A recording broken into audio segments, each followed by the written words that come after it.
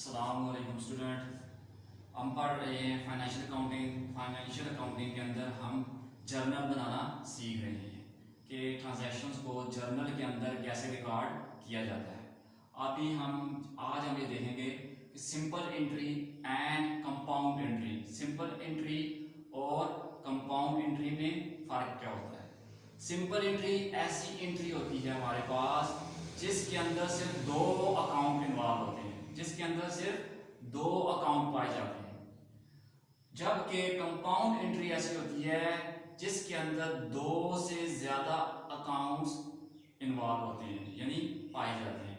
मिसाल के तौर पे अब देखें, यहाँ रखा हुआ है business started with cash rupees 80,000, machinery worth rupees 50,000 and furniture rupees 30,000। Business start किया है, कैश बिजनेस में लगाई है मालिक ने 80,000 रुपए, मशीनरी लगाई है उसने 50,000 रुपए की, और फर्नीचर लगा दिया उसने बिजनेस के अंदर। पहले देरी हो ये चीजें लेके आया है 30,000 रुपए की। अब हम बार बार इसकी 3 एंट्रीज करने की बजाय हम एक एंट्री करेंगे। एक एंट्री सिर्फ उस सूरत में की जाती है जब ट्रांजैक्शन के अंदर आपका एक अकाउंट सेम हो, ठीक है, बाकी जितने भी अकाउंट है वो बेशक मुख्तलिफ हो। एक अकाउंट अगर सेम हो, ठीक है, आया वो डेबिट हो रहा हो या क्रेडिट हो रहा हो, और बाकी जितने भी अकाउंट हो, तो अब इसका मतलब ये हुआ कि आपने बार बार उस अकाउंट की एंट्री करने की बजाय एक मरतबा उसे डेबिट या क्रेडिट करें और बाकी चीजों को, मिसाल के तौर पे इसके अंदर business started with cash rupees इतना, बिजनेस के अंदर कैश आई है, मशीनरी आई है और फर्नीचर आया है, तीनों एसेट्स हैं, तो increase in asset is debited, तो ये तीनों चीजें डेबिट होंगी। और बिजनेस स्टार्ट किया है तो कैपिटल अकाउंट को हम क्रेडिट करेंगे, बजाय इसके कि हम पहले लिखें cash account debit, capital account credit, एक एंट्री करें, फिर लिखें कैश अकाउंट डेबिट, फिर लिखें machinery account debit, capital account credit, दूसरी एंट्री, तीसरी एंट्री हम करें furniture account debit, capital account credit. 3 entries मान जाएगी, जगह भी जर्नल के अंदर एक जगह भी ज्यादा लेगी, टाइम भी वेस्ट होगा।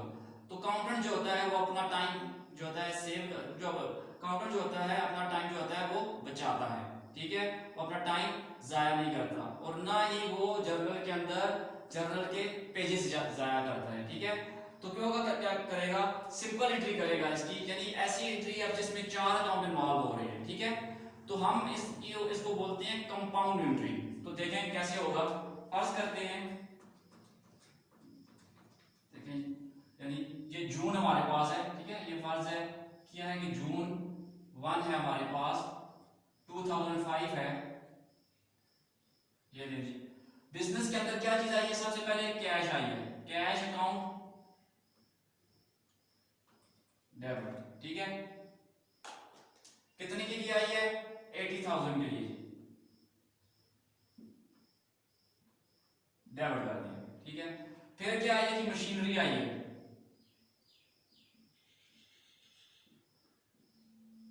कितने के लिए आई है, 50,000 के लिए आई है, 50,000 के लिए मशीनरी बिजनेस के अंदर आ गई। और साथ में क्या है, फर्नीचर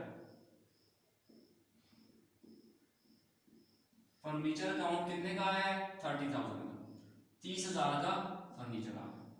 और इनके अगेंस्ट में ये चीजें कौन लेके आ रहा है बिजनेस के अंदर, कैपिटल अकाउंट, यानी मालिक लेके आ रहा है। तो इनके जब मालिक बिजनेस के अंदर कोई चीज लेके आता है तो हम उस चीज को डेबिट करते हैं और मालिक के अकाउंट को क्रेडिट करते हैं। तो मालिक का अकाउंट आपको पता है, एक कैपिटल होता है, एक ड्राइंग्स होता है। तो ड्राइंग तो उस वक्त यूज होता है जब मालिक बिजनेस से चीजें निकलवाता है, ठीक है। अभी मालिक बिजनेस के अंदर चीजें लेके आ रहा है तो हम कैपिटल अकाउंट को क्रेडिट करेंगे, टू, तो increase in capital is credited, ठीक है। तो ये कैपिटल क्रेडिट हो गया। क्रेडिट वाले कॉलम में हम इनको जमा करके लिखेंगे, तो ये देखें 8 और 1,60,000 रुपए क्या किया है, मालिक ने बिजनेस स्टार्ट किया तो 1,60,000 की चीजें बिजनेस के अंदर लेके आए हैं। बिजनेस ने इन तीनों चीजों को अपने पास रिकॉर्ड किया है कि बिजनेस के अंदर ये आई हैं, और बिजनेस ने कैपिटल को क्रेडिट किया है।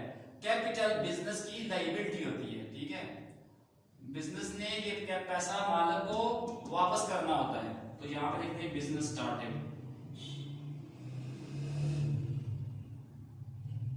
Business start. अब आप देखें कि इस एंट्री के अंदर 4 अकाउंट इन्वॉल्व हैं, 4 अकाउंट्स हैं, कैश, मशीनरी, फर्नीचर और कैपिटल। तो ऐसी एंट्री जिसके अंदर 2 से ज्यादा अकाउंट पाए जाएं उसको कंपाउंड एंट्री कहते हैं। और इन अकाउंट्स के अंदर एक अकाउंट का सेम होना लाजमी है, ठीक है। देखिए इन तीनों के अगेंस्ट 3 मरतबा कैपिटल को क्रेडिट करने की बजाय हमने तीनों की अमाउंट को इकट्ठा करके एक ही मरतबा कैपिटल को क्रेडिट कर दिया है, तो हमारा टाइम बच गया है, ठीक है, और पेज भी कम जाया हुआ है। आगे चलते हैं। जून 3 है गुड्स या मर्चेंडाइजेस, ठीक है, गुड्स या मर्चेंडाइज अशिया परचेज फॉर ₹60,000, ठीक है, 60,000 रुपए की चीजें उसने खरीदी हैं। तो 2 अकाउंट इसके अंदर इन्वॉल्व है, एक है परचेजेस का, दूसरा है हमारे पास कैश। 60,000 रुपया हमारे पास है, यानी बिजनेस के पास से जा रहा है। तो इस एंट्री के अंदर कितने अकाउंट इन्वॉल्व हैं देखते हैं। जून 3 है, परचेजेस हुई हैं, परचेजेस आपको पता है डेबिट होती हैं, purchases account to cash account. कितने के लिए परचेजेस डेबिट हुई हैं 60,000 के लिए और कैश क्रेडिट हुई है 7,000 के लिए, ठीक है। तो इंक्रीज परचेजेस आपका एक्सपेंस हुआ है तो ये इंक्रीज कर गया है, ठीक है। चीजें बिजनेस आपने खरीदी है ना, तो आपके बिजनेस के अंदर आई है परचेजेस डेबिट, और कैश एसेट है, decrease in asset is credited. तो हम कहेंगे यहाँ पे नरेशन में कहेंगे गुड्स परचेज। अब इस एंट्री के अंदर आप देखें तो आपको सिर्फ 2 अकाउंट नजर आएंगे, एक परचेजेस का, दूसरा कैश का, ठीक है। तो परचेजेस और कैश, तो ऐसी एंट्री को हम सिंपल एंट्री कहते हैं। ऐसी एंट्री जिसके अंदर सिर्फ 2 अकाउंट इन्वॉल्व हो, जो सिर्फ 2 अकाउंट पाए जाए, उसको हम कहते हैं सिंपल एंट्री कहते हैं। तो आपको कंपाउंड एंट्री का पता चल गया, सिंपल एंट्री का पता चल गया। बाकी ये मैंने आपकी मशक के लिए ताकि आपको प्रैक्टिस हो, 4 ट्रांजैक्शंस और लिखी हैं, इनको भी कर लेते हैं, ठीक है। Goods sold for cash ₹3,000 and on account for ₹7,000। हमने यानी बिजनेस ने 1 तारीख को 4 जून को 3,000 की नगद चीजें बेची हैं और 7,000 की उधार चीजें बेची हैं। अगर देखा जाए तो यहाँ पे 2 ट्रांजैक्शन है 4 तारीख की, ठीक है। एक तो उसने क्या किया, 3,000 की चीजें बेची हैं, कैश आई है, कैश टू सेल्स 3,000 की। दूसरा है ये 7,000 की उसने किसी बंदे को उधार चीजें बेची हैं। तो ये भी है कि अब कैश बिजनेस के अंदर आ तो नहीं रही, ठीक है। अकाउंट रिसीवेबल इंक्रीज हो रहा है, यानी डेटर्स अकाउंट इंक्रीज हो रहा है। अकाउंट रिसीवेबल या डेटर्स बात एक ही होती है, 2 डिफरेंट टर्मिनोलॉजीज हैं, तो बात 2 डिफरेंट टर्म्स हैं, बात सेम ही है। यानी मकरूज अकाउंट रिसीवेबल में इजाफा हो रहा है और दूसरा इधर सेल्स 7,000 की सेल हो रही है। तो पता ये चला कि ये 4 तारीख को जो ट्रांजैक्शन हुई है, 3,000 वाली ट्रांजैक्शन में भी सेल्स इन्वॉल्व है, 7,000 वाली ट्रांजैक्शन में भी सेल्स इन्वॉल्व है। तो हम बजाय 2 एंट्रीज करने के हम एक ही एंट्री करते हैं, कंपाउंड एंट्री करते हैं, काम को आसान बनाते हैं। जून 4 है, ठीक है। Goods sold for ₹3,000, cash business के अंदर आई है, कैश अकाउंट 3,000 डेबिट हुआ है, इंक्रीज इन एसेट, ये करंट एसेट है, इज डेबिटेड। फिर क्या हुआ, अब दूसरा बंदा जिसने 7,000 की चीजें दी हैं उसने पैसे नहीं दिए, ठीक है, उसने क्या किया, पैसे नहीं दिए, तो उसका नाम या अकाउंट रिसीवेबल यहाँ ब्रैकेट में पीछे उसका नाम लिख लें आप, अली अमजद, यहाँ पे ब्रैकेट डाल के। तो कैश डेबिट 7,000 के लिए वो बंदा डेबिट या अकाउंट रिसीवेबल डेबिट, और हुआ क्या है आपके पास से सेल्स हुई है, सेल्स अकाउंट, तो 3 और 7 10,000 ये आ है, ठीक है। Goods sold on cash and on account. अगर यहाँ पे बंदे का नाम दिया हुआ होता जिसको हमने उधार चीजें बेची है, जिसको बिजनेस ने उधार चीजें बेची हैं, तो हम यहाँ पे उस बंदे का नाम ही लिखते थे, ऑन अकाउंट मिस्टर अकरम अमजद जो भी है।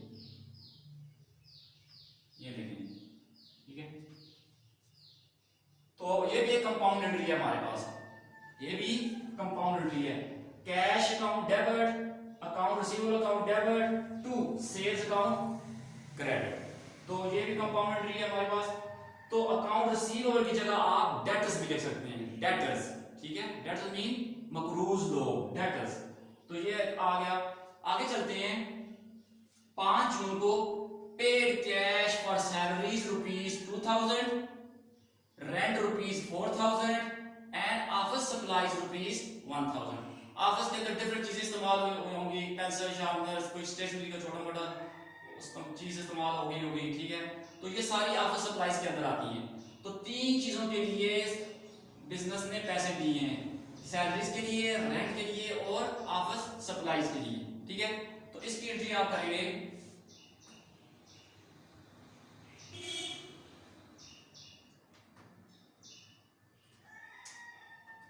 जून 5 है,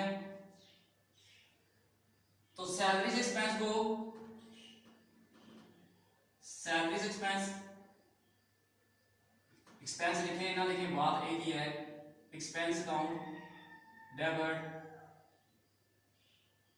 rent account debit, rent expense account, ठीक है, मैंने शॉर्ट करके दिया है, बस आपको बात समझ आ जाए।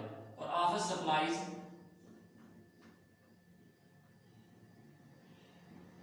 एक्सपेंस अकाउंट डेबिट, ये आ गया, ये, ठीक है। और क्या जा रहा है बिजनेस के पास से? कैश जा रही है, तो कैश अकाउंट क्रेडिट। कितने कितने के लिए? 2000, 4000 और 1000, ठीक है। 2000, 4000 और 1000, टोटल कितनी कैश गई है? तो गई है 7000, ये, ठीक है। नरेशन में लिख दें सैलरीज, रेंट, ऑफिस सप्लाईज,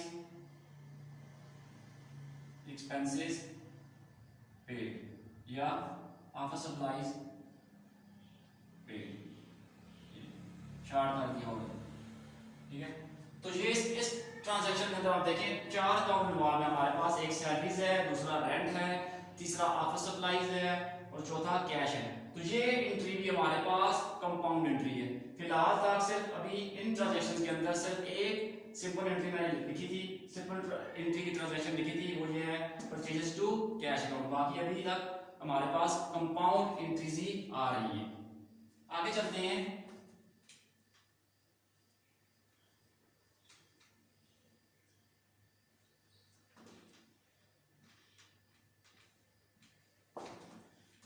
जून 6 है। Goods purchase from Ali ₹20,000 and 20,000 paid cash ₹5,000 only. Mister Ali से बिजनेस ने 20,000 रुपए की चीजें खरीदी हैं, जबकि उसको नगद पैसे सिर्फ 5,000 दिए हैं, ठीक। इसका क्या मतलब हुआ कि बिजनेस ने परचेजेस की हैं 6 जून को। परचेजेस एक्सपेंस होता है हमारे पास परचेजेस अकाउंट, ठीक है। कितने की है उसने? 20,000 की है, जिसमें से उसने कैश कितनी दी है? कैश बिजनेस के अंदर से गई है 5,000 रुपए, जबकि बाकी 15,000 रुपए किधर गए? तो वो बिजनेस ने मिस्टर अली को देने हैं, बाकी 15,000 मिस्टर अली को देने हैं, तो वो बिजनेस की लायबिलिटी है, account payable account payable account. कितने के लिए? 15,000 के लिए, यानी 15,000 के लिए। तो नरेशन जरा आपने साथ करके लिखनी है यहां पे कि goods purchase from Ali ₹20,000 and paid only ₹5,000, ठीक है। तो बाकी रकम जो है 15,000 रुपए, वो क्या बन गई है? वो बिजनेस की लायबिलिटी है, वो बिजनेस ने उसको देनी है।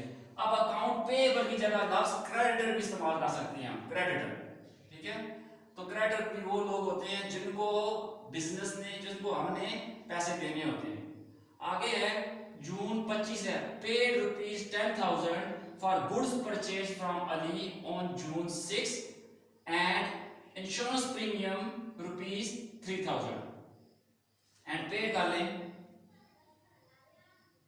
बल्कि ये लिखा हुआ है पेड रुपीज, अच्छा एंड पेड।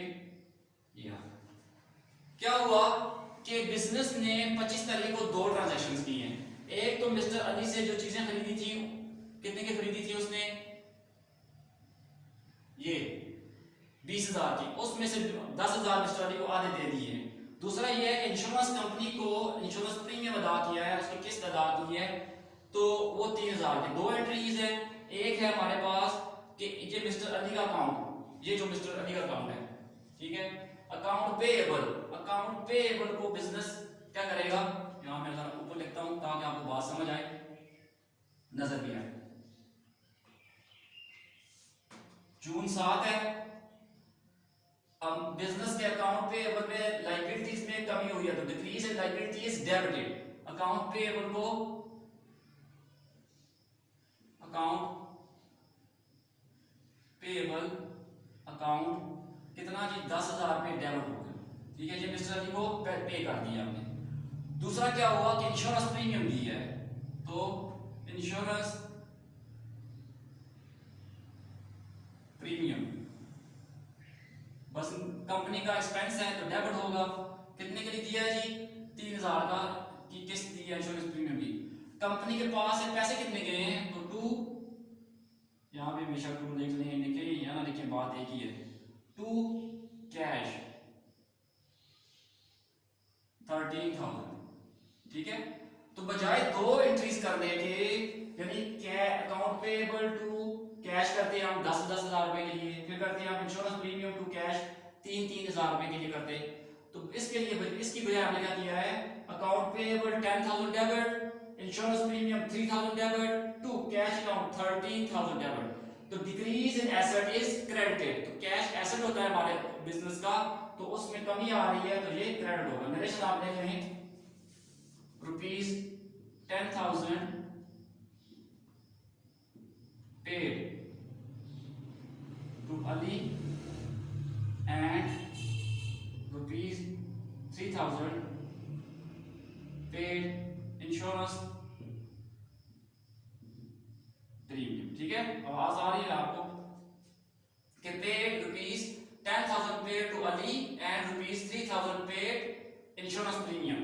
तो ये आपने आज देखा, अपने इस टॉपिक के अंदर हमने देखा कि सिंपल एंट्री क्या होती है और कंपाउंड एंट्री क्या होती है, और ऐसी ट्रांजैक्शंस जिनके अंदर 2 अकाउंट इन्वॉल्व हों तो उनको कैसे अपने पास हम जर्नल के अंदर रिकॉर्ड करेंगे, उस ट्रांजैक्शन को कैसे रिकॉर्ड करेंगे, उसकी एंट्री कैसे बनाएंगे, और वो ट्रांजैक्शन जिसके अंदर 2 से ज्यादा अकाउंट इन्वॉल्व हों तो उसकी एंट्री हम जर्नल के अंदर कैसे करेंगे, कैसे रिकॉर्ड करेंगे उसको हम, यानी हम उसको जर्नल के अंदर कैसे उसकी रिकॉर्डिंग करेंगे, ठीक है।